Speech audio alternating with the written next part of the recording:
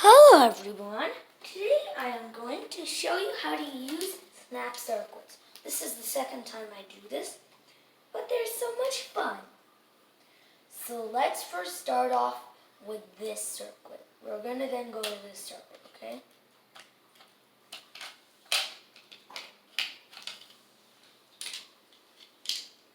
These are small jumper wires, and these are long jumper wires. Let me show you. So first, let's also take our meter off of the board. Yeah, I use it as what will complete the circuit. We'll measure the voltage and current. So first, let's see our control, which is how well our batteries are doing. Are they doing fine? Okay, they've got a little, like 3.45 volts maybe, and above 50 milliamps. Good. So these batteries are fine. Okay, disconnect the meter from the batteries. Put the batteries here. Positive here. They're actually negative. Connect the positive to the meter. Doesn't matter. Just net electricity flows from negative to positive, and we want the electricity to be slowed down by the resistors first. See?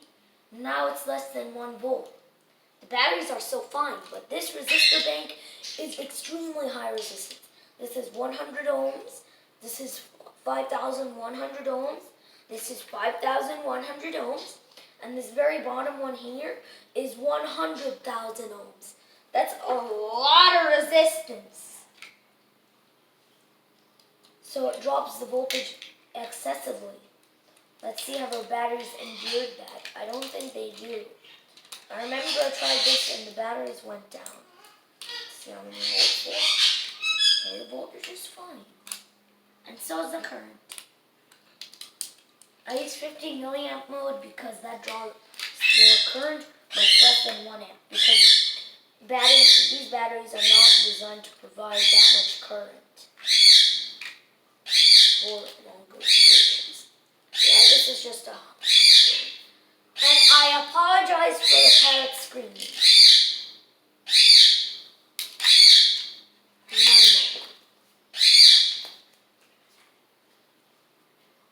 Quiet! Sorry, I had to tell the parrot to be quiet. So anyways, let's just do this. Make sure positive to positive, because capacitors. Oh dear! If you reverse the polarity on electrolytic capacitors, these cylindrical ones, dun dun dun, they will blow up because these have a positive pole and a negative pole. There are ceramic capacitors and other kinds, but those don't have that need because those are capacitors that are not polarized. So we're measuring the voltage. These are inductive loads. Speakers have coils, so that makes them inductive loads. And motors use coils. That makes them inductive loads.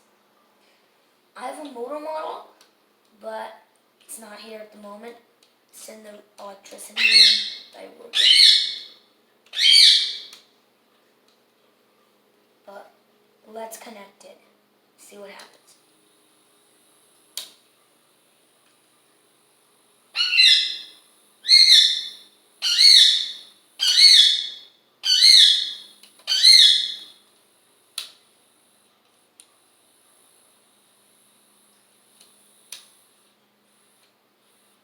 See how the voltage drops? Because this motor is drawing more current with a higher load.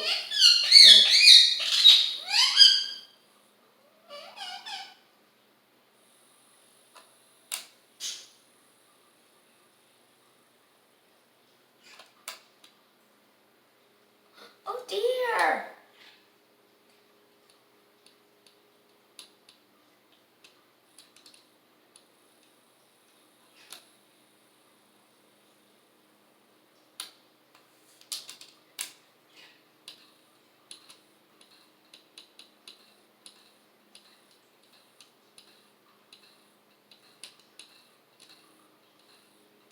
That's because these batteries have gained current.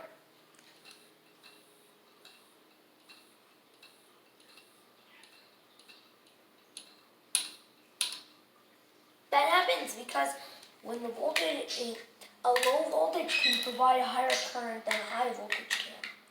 Like these batteries, I think, can provide up to 1.5 amps. But the other batteries can't. These batteries are better.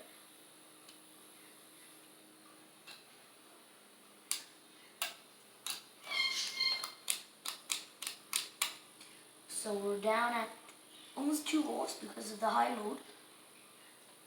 So we're above 50 milliamps.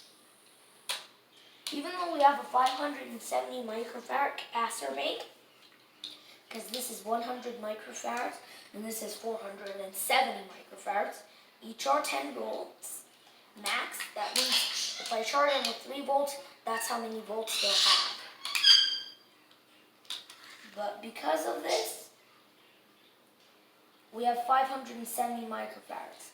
But guess what happens if you put the resistors in parallel like I did with the capacitors? In series, they have 20 volts max, but only 470 microfarads. But if you put resistors in parallel, you lose resistance. It'll divide. Let me show you that. It's actually very weird.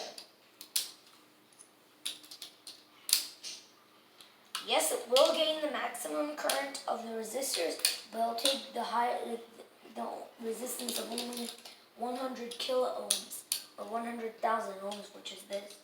It's the same thing. Because this has the higher, actually, like, it divides. Let me see how it divides. What happens?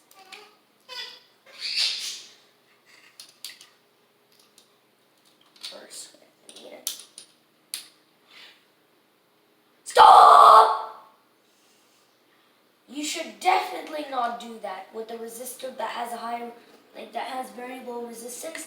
You should definitely not hook it up. Let's rather hook up the multimeter in series. Voltage only dropped a little bit, and we've got less current. Ooh, resistors are getting warm. A little warm only. This 100 ohm one is the warmest. Voltage.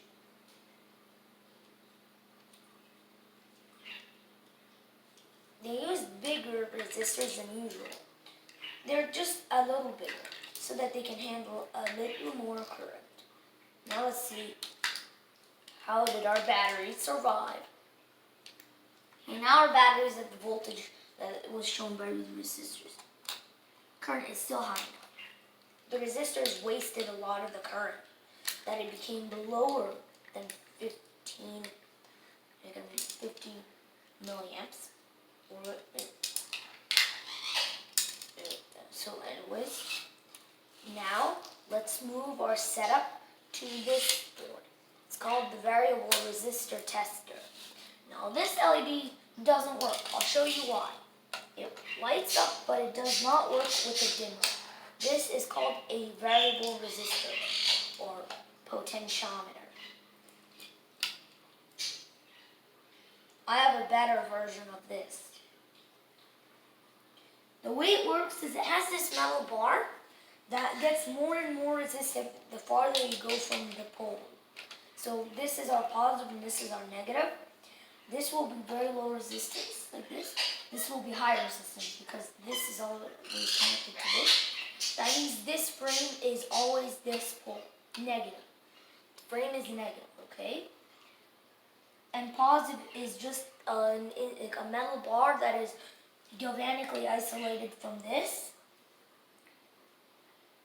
And when you move it like this, you get closer or farther away from the positive pole, and that increases or decreases the resistance because you're moving close. Like if you're moving closer, resistance decreases on this metal.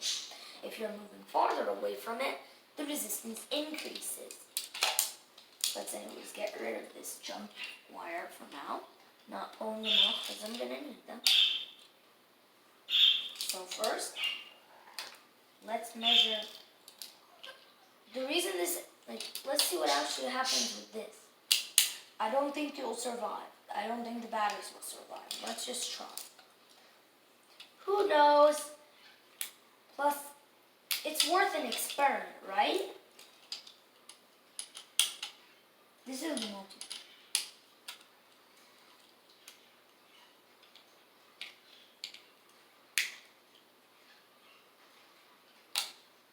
But the current value is way too low.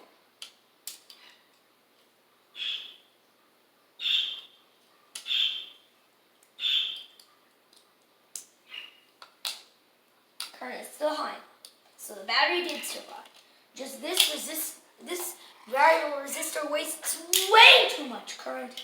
That's not able to even go this very small 4.5 volt, 0.3 amp incandescent light bulb. It's only able to light up an LED. Now let's do what I previously did.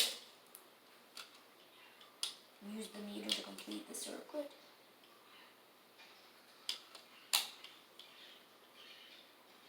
Now we can't sense the current well. Let's set it to 0.5 milliamps.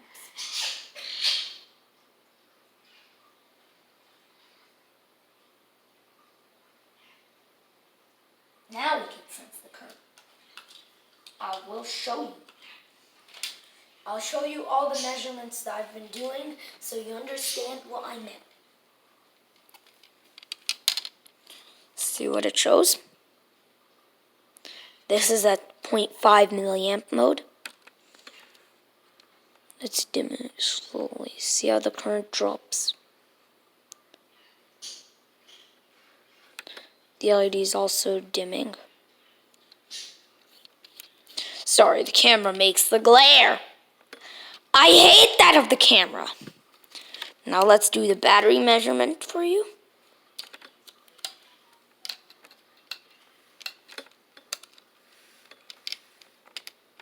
This is how many volts the batteries are. That's not true.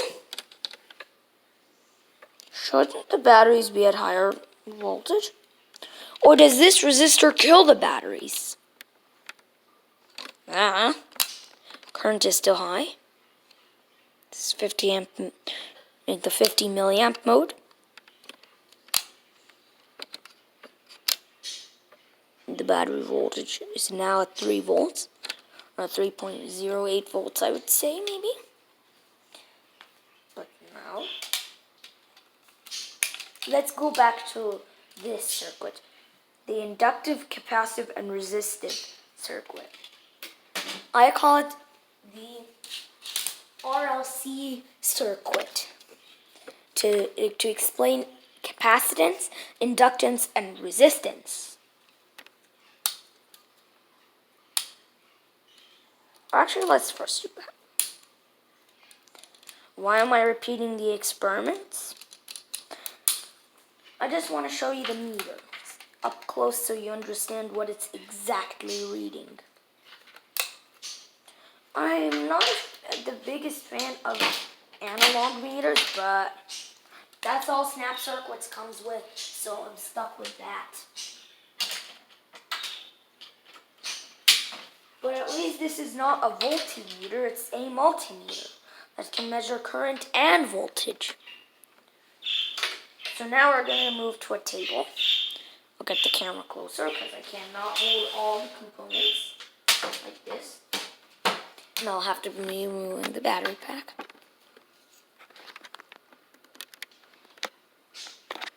I'll zoom in for you.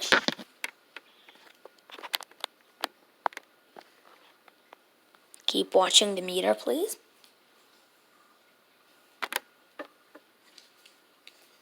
Sorry for the angle.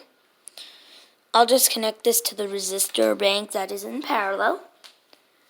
It's this one, see? Now you can tell the resistances.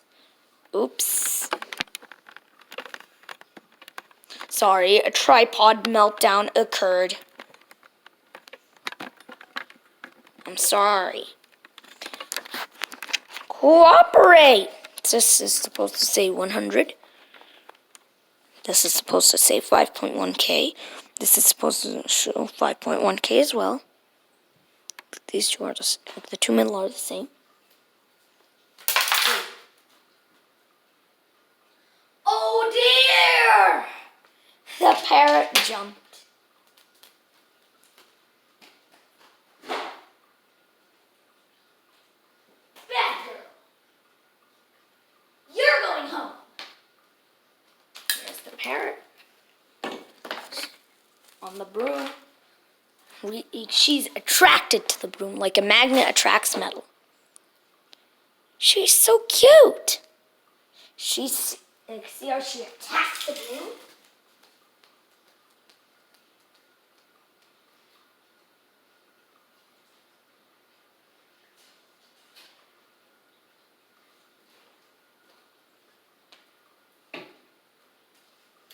I'm sorry, just the parrot always does it. This is supposed to say 100K. Just these terminals cover the numbers. But let's see. Put the meter in series to the positive.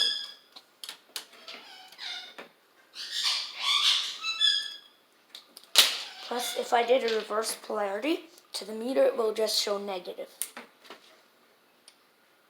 Oh yeah, I did it.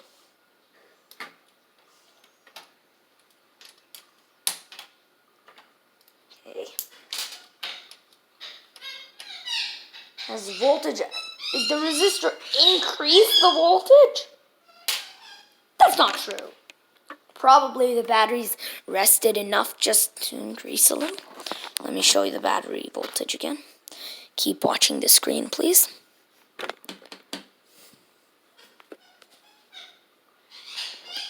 There you go, now you can see better.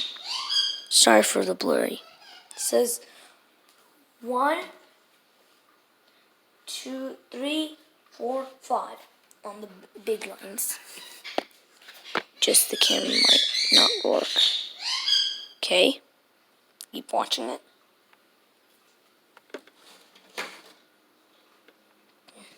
Okay, I'm just trying to make it clearer for you.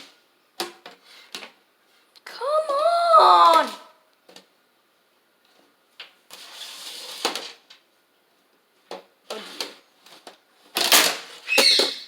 Sorry. Okay, let's just try. Input the voltage.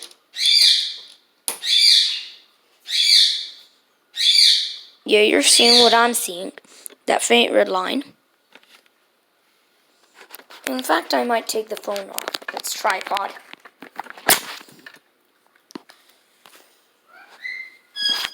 See what it says. This is real life size. See.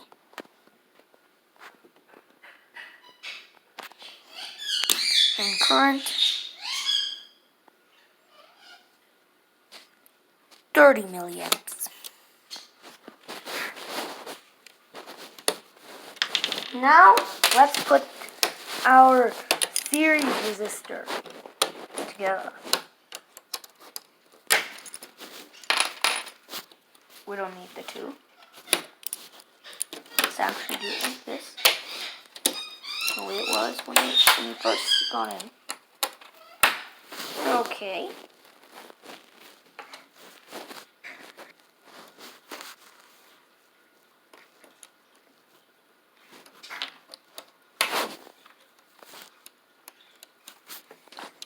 Here's the voltage.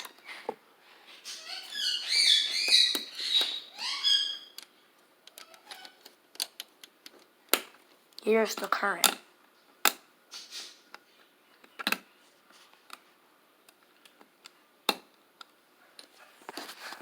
The current has been completely wasted.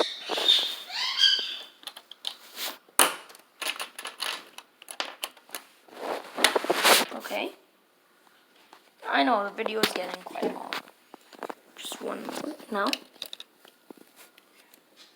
Put the meter in parallel. This time in parallel. not in series. Or actually, let's try that.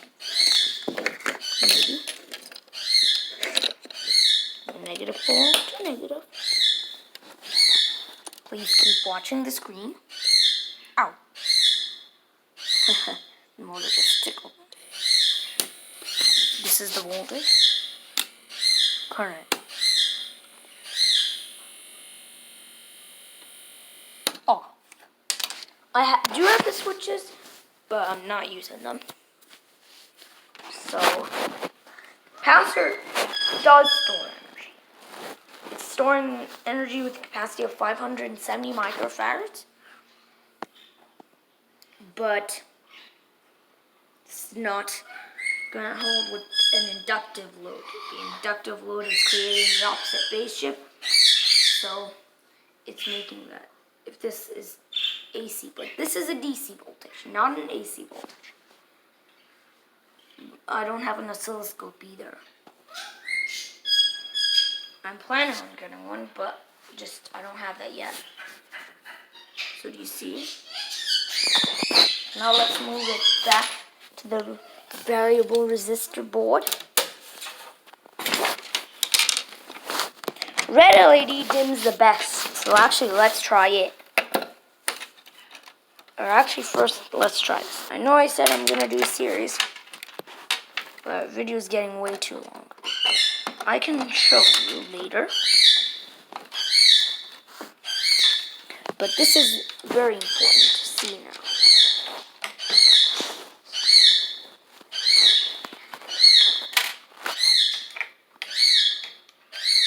Sorry for the parrot's noise. She's just bored of being lonely. Okay, put negative here and positive here. See, here's our voltage.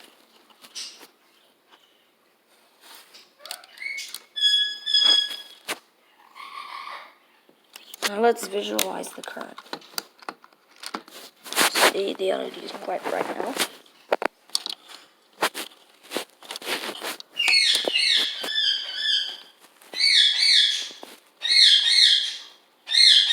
See how it slightly moves. Then when the LED goes out, current is almost zero.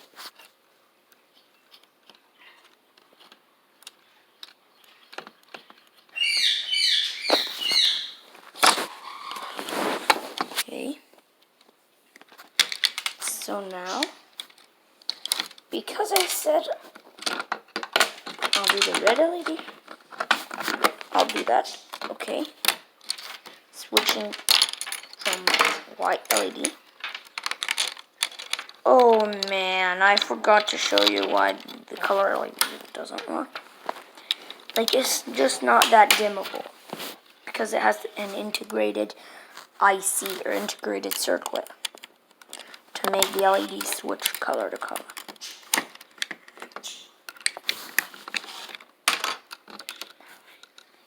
So now let's probe the red LED.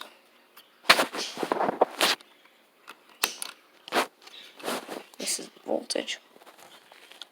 The LED is still glowing. Camera makes it look brighter. Now at 0.5 milliamp mode.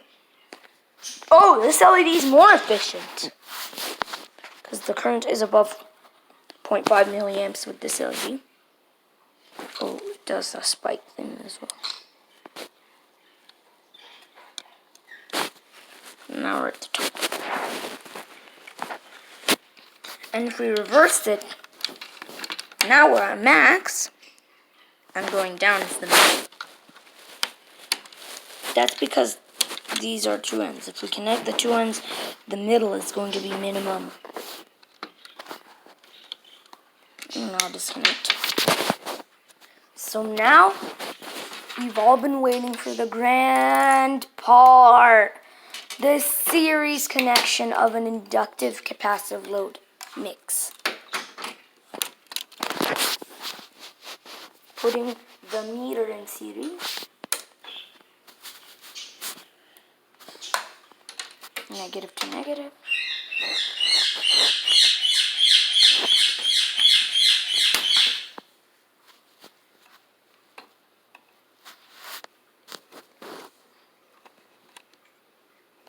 Stop! We don't know if this is the right polarity. So first, let's see how electricity will be. Oops.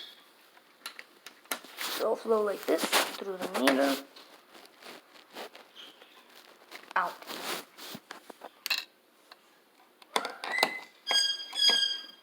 Okay, the load does not work. So now the load is way less efficient than the meter. The meter does consist of a coil, but that coil is way more efficient because this is way more load. So anyways, I hope you enjoyed. Please rate, share, comment, and subscribe. Thanks for watching.